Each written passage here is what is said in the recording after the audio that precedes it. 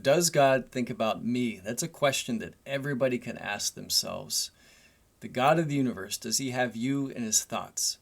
Psalm 8 says, "When I consider your heavens, the work of your fingers, the moon and the stars which you have set in place, what is man that you think of him, and a son of man that you're concerned about him?"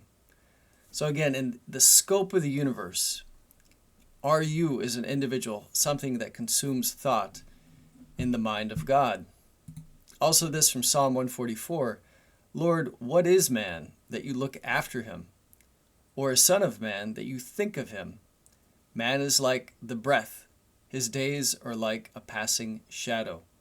It could seem that a person's life, or us as individuals, would go unnoticed or under the radar of God's sight or thought because of the breath of our life being very quick and fleeting.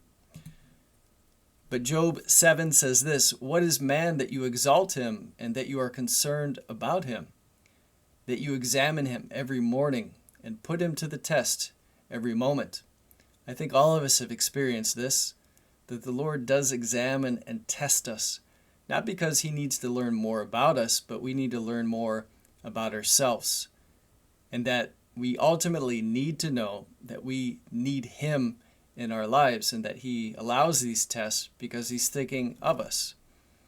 In Psalm 40, "Many, Lord my God, are the wonders which you have done, and your thoughts towards us." So here in black and white, it says very clearly that many are the Lord's thoughts towards us.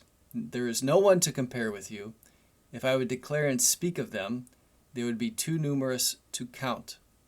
Imagine that there are too many thoughts that the Lord has for us and towards us to count them.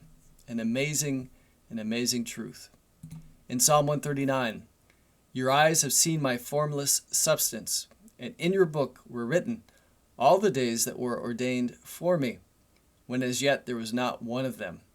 So he knew us and he thought of us even before we were born. How precious also are your thoughts for me, God. How vast is the sum of them. Were I to count them, they would outnumber the sand. When I awake, I am still with you.